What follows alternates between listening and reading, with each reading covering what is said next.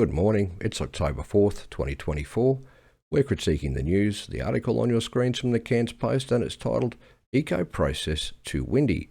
In it, some subsidy-sucking factory developers are complaining about Australia's regulatory process, in particular the problems that they face getting their monuments to people who don't understand either climate processes or electricity generation connected to our electricity grid, which of course must be done at our expense and not theirs, or there'd be no business case whatsoever to build them in the first place. Now, the Achilles heels of the renewables narrative are nighttime calm weather and extreme weather. When the sun sinks towards the horizon, solar panels stop generating electricity. When the wind drops at any time of day or night, wind towers stop producing electricity. When hail falls, solar panels are smashed into pieces and release toxic materials onto the ground, and they get washed into our waterways, out to the reef, according to the processes that the alarmists push about reef currents and prevailing winds.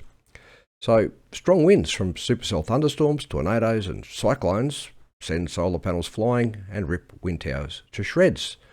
The extreme left's climate alarmists have been claiming for 4 decades now that extreme weather will become more frequent and more severe due to humanity's carbon dioxide emissions. And of course, there's a lot of carbon dioxide emissions produced in making wind towers and solar panels, bringing them across the world, or all the way from China at least, and transporting and storing them, and eventually disposing of them. In fact, many would argue that they produce more CO2 emissions in that process than they ever offset, but that's a whole other story. So over the 4 decades of claiming that the severe weather is going to increase in frequency and severity, it's actually decreased in frequency and severity. But the reporting of those events that do occur has increased dramatically in terms of hyperbole and histrionics.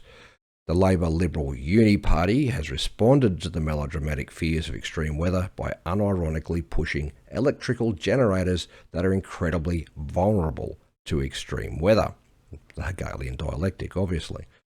Anyway, now we see the renewables industrial complex bemoaning the few regulations that constrain their cancerous growth and curtail their plundering our pockets while destroying our environment. The Uni Party's obsession with the most vulnerable, unreliable and expensive type of electricity generation available, which will immediately fail should their climate fears be realised, says they're not working for us.